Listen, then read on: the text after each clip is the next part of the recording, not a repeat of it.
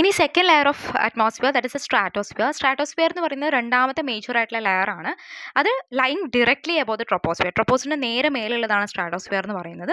അത് എക്സ്റ്റെൻഡ് ചെയ്യുന്നത് എവിടെ? ഇപ്പോൾ ട്രോപ്പോസ് കഴിഞ്ഞിട്ട് വരുന്നതാണ് അല്ലേ.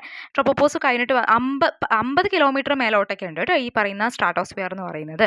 അപ്പോൾ അവിടുത്തെ ഒരു പ്രത്യേകത എന്താ? നമ്മൾ പറഞ്ഞു ട്രോപ്പോസ്ഫിയറിൽ മേലേക്ക് കൂടുന്തോറും തണുപ്പ് കൂടുന്നു പറഞ്ഞു. പക്ഷെ ഇവിടെ നേരെ ഓപ്പോസിറ്റാണ്. ട്രോപ്പോസ്ഫിയർ വരുന്ന സമയത്ത് height, the temperature will be decreasing with the height. Okay, the stratosphere is categorized by gradual increase in temperature with altitude. Height കൂടുന്തോറും അവിടെ ടെമ്പറേച്ചർ കൂടുകയാണ് ചെയ്യുക. ഓക്കെ, സ്ട്രാറ്റോസ്ഫിയർ നമ്മൾ പറഞ്ഞു ട്രോപ്പോസ്ഫിയറിൽ ഹൈറ്റ് കൂടുന്തോറും തണുപ്പാവും എന്ന് പറഞ്ഞു. പക്ഷേ സ്ട്രാറ്റോസ്ഫിയറിൽ ഹൈറ്റ് കൂടുന്തോറും ചൂടാണ് കൂടിക്കൊണ്ടുവരിക.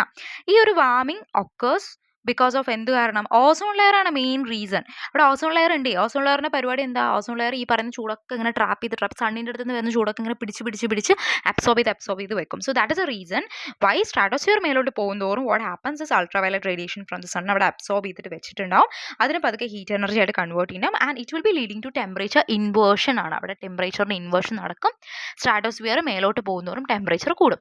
ഈ സ്ട്രാറ്റോസ്ഫിയർ എന്ന് പറയുന്നത് ലാർജ്ലി ഫ്രീ ഫ്രം മേജർ ആയിട്ടുള്ള എർത്ത് അല്ലെങ്കിൽ weather phenomenon like storm form ചെയ്യുക, ക്ലൗഡ് ഫോം ചെയ്യുക, മഴ പെയ്യുക, ഇതൊന്നും അവിടെ ഉണ്ടാവില്ല. അതുകൊണ്ട് തന്നെ ജെറ്റുകൾക്ക് പോകാനായിട്ടുള്ള എയർക്രാഫ്റ്റ് ട്രാവലിനൊക്കെ വേണ്ടിയിട്ടുള്ള ബെസ്റ്റ് സ്ഥലമാണ് ജെറ്റ് പറക്കുന്ന അല്ലെങ്കിൽ എയ്റോപ്ലെയിൻ ഒക്കെ പറക്കുന്ന സ്ഥലം. അതായത് ഈ പറയുന്ന ടർബുലൻസ് ഇല്ലാതെ വെതർ ഡിസ്റ്റർബൻസസ് ഇല്ലാത്ത ഒരു സാധനമാണ് ഈ പറയുന്ന സ്ട്രാറ്റോസ്ഫിയർ എന്ന് പറയുന്നത്. ഓൾറൈറ്റ്, നമുക്കറിയാലോ പ്ലെയിന് പോകുന്ന സമയത്ത് നമ്മുടെ താഴെയായിരിക്കും ക്ലൗഡ് ഉണ്ടാവുക. അതിന് കാരണം എന്താ? ഈ പറയുന്ന സ്ട്രാറ്റോസ്ഫിയർ ലെയറിലാണ് ഈ പറയുന്ന എയർ ഫ്ലൈറ്റ് കാര്യങ്ങൾ, എയർക്രാഫ്റ്റ് ട്രാവൽ പോസിബിൾ ആവാം. ആൻഡ് ഇതിൻ്റെ ഏറ്റവും മേലെ എന്തുണ്ട്? ഓസോൺ ലെയർ ഉണ്ട്. ഓസോൺ ലെയറിന് നമ്മൾ ഓസ്നോസ്ഫിയർ എന്നും പറയും. And that is actually the lowest part of the stratosphere. This is actually playing a very vital role in protecting the earth. എങ്ങനെ?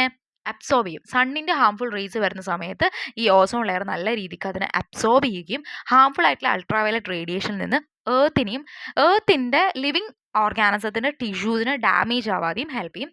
ദെർബൈ എക്കോസിസ്റ്റം ഡിസ്ട്രപ്റ്റ് ആവാതെ അത് ഹെൽപ്പ് ചെയ്യും. So stratosphere. അപ്പോൾ സ്ട്രാറ്റോസ്ഫിയറിനെ കുറിച്ച് മനസ്സിലാക്കേണ്ട കാര്യങ്ങൾ എന്തൊക്കെയാണ്? മെയിനായിട്ട് സ്ട്രാറ്റോസ്ഫിയർ മേലോട്ട് പോകുന്തോറും ഓൾട്ടിറ്റ്യൂഡ് കൂടുന്തോറും ടെമ്പറേച്ചർ കൂടുകയാണ് ചെയ്യുക. അതുപോലെ തന്നെ ഒരു തരത്തിലുള്ള വെതർ ഫിനോമിനൻസും ഇല്ലാത്ത ഒരു ലെയറിനെയാണ് നമ്മൾ സ്ട്രാറ്റോസ്ഫിയർ എന്ന് പറയുക. സ്ട്രാറ്റോസ്ഫിയറിലാണ് ഈ പറയുന്ന കമേഴ്ഷ്യൽ ജെറ്റുകളും കാര്യങ്ങളൊക്കെ ഉള്ളത്. ഓസ്നോസ്ഫിയർ അല്ലെങ്കിൽ ഓസോൺ ലെയർ എവിടെയാണ്?